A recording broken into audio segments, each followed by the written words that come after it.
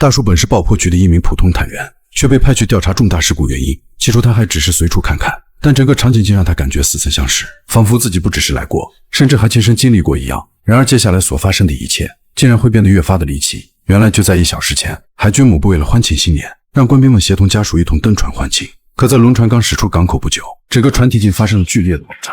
尽管救援人员及时赶到，但依旧没有挽回500多名乘客的生命。为了尽快调查事故的具体原因，大叔跟随警方来到岸边进行搜查。很快他们就在附近的海岸找到了一块带有引线的蓝色碎片，明显这是自制雷管的重要部件。紧接着他们又在大桥的下面发现了安油炸弹爆炸后的残留物。这一切只能说明一点，就是事故并非只是一场简单的意外，而是一个有组织有预谋的恐怖袭击。紧接着他又查看了周边监控，竟发现一个非常可疑的男子，可由于监控距离太远，根本无法看清男子的面部轮廓。如今除了这一条有用的视频外，他们再也没有发现其他可用的线索。此时同时递给他一个电话号码，还表示有个声音性感的女士要找他，并且询问大叔是不是又黑又帅之类的话。起初大叔也没有多想，但还是礼貌性的将电话回拨了过去。可在电话的那头却无人接听，为此他也只好向对方留言。Yeah, this is ATF agent Doug Carlin returning your call. My cell number is 504-555-0130. 殊不知就是这么一个留言，竟给他带来了前所未有的麻烦。很快另一边的同事打来电话，说警方在现场发现了林一具女士，由于身份不属于海军某部，并且也不属于任何一个官兵家属，但令法医想不到的是，该女子竟是在爆炸前就已经死了。大叔立马感觉事有蹊跷，于是他迅速来到医院调查尸体，看着眼前平躺着的女尸，内心竟然有一种莫名的熟悉感。这时法医向他详细介绍，尸体除了全身被烧焦的痕迹外，右手还被利器切断过，同时嘴角似乎还残留了部分粘液。经过紫外线照射后发现，竟是胶带脱落后的残留物。显然该女子曾经被绑架后杀害，于是他想从女人这里开始寻找线索。随后找到女人的父亲了解情况，并从中得知父亲让女人8点去接自己，结果一直都没有等来。为此父亲特意去公寓看望女儿，却发现女儿的车并不在家。紧接着他又告诉大叔，女儿昨晚说自己要去见一个人，是闺蜜给她安排的相亲。这顿时引起了大叔的注意，于是向父亲索取了公寓钥匙，打算前往公寓里一探究竟。然而大叔刚到楼下，就习惯性的戴上了橡胶手套，可就在开门的瞬间，便发现冰箱上用字母拼成的话。大叔瞬间满脸写满了疑惑，这话究竟是对谁说的？紧接着他又看见水池里的纱布，还有地板上的血渍。随后他进入女人的卧室，并按照常规打开电话留言。第一条便是闺蜜打来的，询问汽车售卖的具体信息。第二条则是父亲让他去接机。可直到第3条留言播出，他整个人都愣在原地。Yeah, this is ATF agent Doug Carlin returning your call. My cell number is 504-555-0130. 原来这条留言竟然是自己打来的，同时说明女人在临死前就已经提前找过自己。可大叔坚信自己并不认识女人，如今案件越发离奇，让大叔二丈和尚摸不着头脑。无奈的他只好做出决定，将所有一切直接转交给了 FBI， 并向他们诉说了自己的调查情况。然而在他准备离开时，竟然发现自己搭档兼好友的车，本以为他也参与了案件调查，可经过询问才得知，该车竟是从爆炸现场拉回来的。这令大叔十分惊讶，难道好友也因这次事故遇害？可在他的记忆里，好友应该是在度假的旅程中，怎么可能会出现在案发现场呢？可当大叔沉浸在悲伤时， FBI 的探员竟再次找到了他，并邀请他加入一个特殊的部门。殊不知此案正是该部门成立以来接手的第一个棘手案子。而之所以邀请大叔加入，也是因为他有超越常人的观察力。为了寻找出凶手，大叔果断地答应了请求。很快探员把大叔带到一个秘密基地，看着眼前复杂的机器，并且还由军方特别看守。大叔也察觉到该部门的特殊，原来他们早就掌握着一种黑科技，就是利用全球卫星监控系统来回看4天前局部范围发生的事，不仅操作反应迅速，还能变换各个角度进行观察，同时包括画面上出现的每一个人。大叔根本不相信自己的眼睛，因为他所看到的画面都是那么真实，犹如自己回到了4天前。该系统由7个卫星定位拍照，并且每一个都有不同的角度取样。当大叔询问声音的由来，对方团队却闭口不谈，竟然拥有如此强大的监控系统。大叔表示为何不观看爆炸当天的视频，为此技术员答复要在4天后。可为了快速抓获这起爆炸的始作俑者，他们必须从最近的4天前开始。眼看当天视频需要等待，大叔建议从女人的住所开始查找。很快团队锁定女人的公寓，并且能够穿透进入到房子内部，同时女人的私生活展露无遗，顿时把一旁的大叔惊呆。还不等他从震惊中苏醒，一个同事突然打来了电话，说在女人家里发现她的大量指纹，并吐槽她越来越不专业。可大叔却十分疑惑，自己明明在入房之前戴好手套，怎么可能会留下指纹？事后大叔再次将视线移回监控，突然女人对着镜头呼喊，起初还以为是凶手出现，立马将视角切换到了门外，却并没有发现任何异常。 Does she know I'm here? Does she know we're here? No. Impossible. Strictly one way. You sure? 很快，他们从女人的日记中得知，她预感到有人在偷看自己，这也导致了大叔有了新的猜测。第二天，他参与了女人的葬礼，希望从中找出破绽。然而，在参加葬礼的人群中，并没有发现不合理的人，但远处的5名司机引起了他的注意。随后，他询问同事礼车数量，得知4辆礼车4名司机，显然刚刚多出的一人必是凶手。于是晚上，他们再次观察女人的动态。资料他在参加聚会时接到一个特殊电话，这是买车的人打来的。随后他们迅速定位了电话位置，发现是从一个公用电话亭打来的，可位置却不在监视范围内。于是他们调取了附近的普通监控，但只能看清一个男人的身影，其他的依旧没有收获。可男子身边的包却引起了大叔特别的注意，他立马让人对轮船上的行李进行对比。果不其然，很快就找到了那名可疑男子，但依旧看不清人脸。虽然案件有了一些微妙的进展，可仍然是一无所获。随后他们继续对女人进行监视。此时大叔打算做个测试，于是自然地从包里拿出激光笔，趁着所有人不注意，将激光射向了屏幕的一角。很快画面中的女人对此做出了反应，紧接着整个基地突然断电。虽然技术人员不知发生了什么，但大叔愤怒至极，拍向桌面。 Broach the field right there. That's what broached the field. Now you want to tell me what the hell this thing is? It's not surveillance, Paul. It's not electronic thermal imaging. I pointed this thing at her just now, and she responded to it from 4.5 days ago. Explain that to me.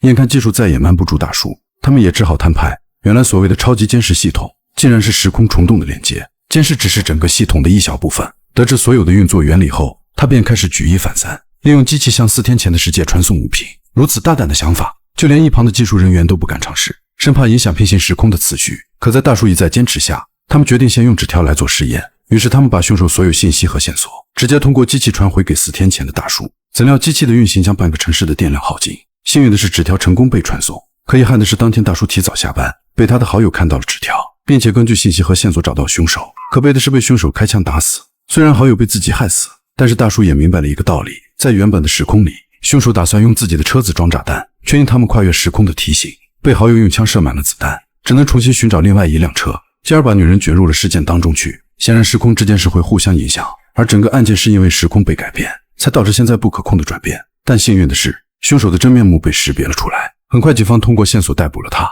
并且在住所里找到了大量自制炸药。随后大叔来到监狱，询问凶手的犯罪动机。原来是凶手曾申请加入海军和陆军，通通遭到军方的拒绝。为此他想要证明自己的价值，还有报复当代政府机构。虽然现在的他已经锒铛入狱，但依然有着狂热的信念，并不认为自己做错了什么。 Because they don't want patriots. The military no longer recognizes commitment and purpose. Satan reasons like man, but God thinks of eternity. Is in all eternity I am here, and I will be remembered. That's destiny.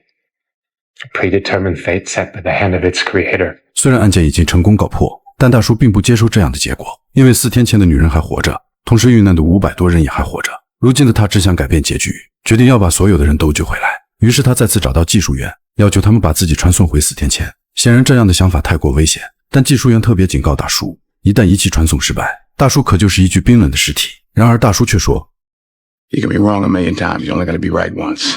Besides, I think I'd remember if that happened, right? 显然大叔的决心已定，技术员也只能照做。随着机器再次开启传送，整个城市的电力再次陷入瘫痪。很快大叔就被时光机传送，醒来的他躺在病床上不断抽搐，还好被一名护士发现。在医生奋力的抢救下，大叔成功的摆脱了危险。为了快速完成自己的使命，他假装镇定的离开医院，然后趁着巡警不注意夺过配枪，并成功夺下一辆救护车，快速的奔向凶手的老巢。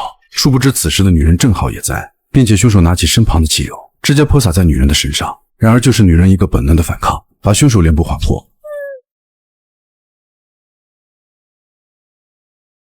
同时手指上也沾满了鲜血。凶手为了避免给警方留下线索，准备直接剪掉女人的手指。此时大叔也正好开车赶到现场，毫不犹豫地将车撞了过去。虽然吸引到了凶手注意力，但还是不慎中了一枪。凶手眼看事情已经败露，赶紧打开煤气罐的阀门，然后从外面向车的方向开枪，直接把一旁的煤气瓶打爆。此时大叔发现了女人，赶紧将其抱住，在爆炸的瞬间逃了出来。同时凶手以为成功摆脱了2人，生无可恋地开车离开。然而大叔却拖住女人的身体，成功救下了这个无辜的生命。 You're safe. You're all right, okay? I'm a federal agent. 虽然没有直接抓住凶手，但能救下女人已经是很庆幸。随后2人开着凶手的车离开现场。怎料大叔的伤口不断喷血，女人建议先到家里处理一番。可令女人没想到，大叔一进门就在拼凑冰箱上的字母，然后轻车熟路地拿取药品。当女人换了一件衣服后，大叔立马让她赶紧换过一件，因为女人死后穿的就是这件。还不等大叔换好衣服，女人便拿着一把枪冲了出来。Stop right there. Move, I'm calling the police. I am the police. No, you're not. Yes, I no, am. you're not. You didn't ask me any questions. You didn't take a statement. And you knew where my house was. What's in my closet?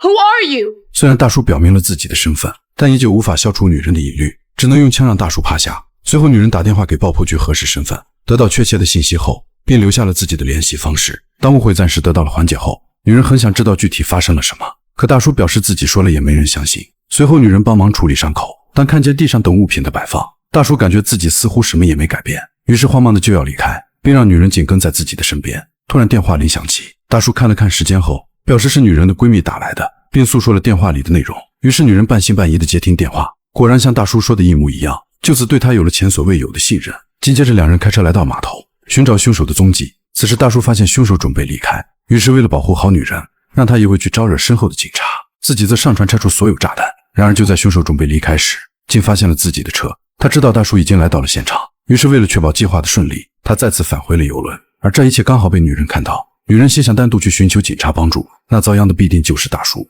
于是他直接一个飞跃，直接跳上刚要离港的游轮。正当他打算去寻找大叔，却被赶来的凶手发现。而在另一边，大叔正在往爆炸的车辆逼近，不料发现了船上的凶手。此时凶手也正被警察发现，还不等对方做出反应，他便拿枪开启杀戮模式，同时也惊动了船上的其他警员。大叔快速移动向炸弹靠近，突然发现了车上的女人，同时女人也发现了他。此时大叔示意启动车辆，然而这边刚启动，就吸引了凶手的目光。于是大叔尝试用语言稳住凶手，毕竟曾经也审讯过凶手，对他的想法了如指掌。凶手整个人都惊呆了，世界上怎么会有如此了解自己的人？虽然两人很快持枪对峙，但凶手还是坚信了自己的信念。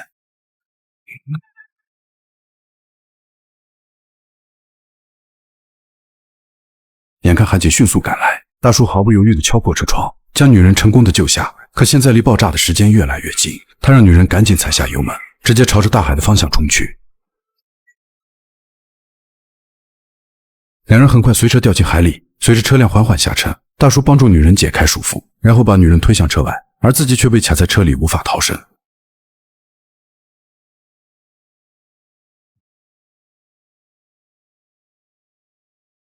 最终女人成功获救，同时游轮上的人员都安然无恙，但唯独牺牲的只有大叔。此时警察来到女人身边，希望她能配合警察做一下笔录。女人欣然答应，但内心却是极度的煎熬。可就在她抬头望向前方，一个与大叔一模一样的人走来，她根本不敢相信自己的眼睛。 How you doing? That's right. You okay? Have we met? Yeah. Yeah, we have.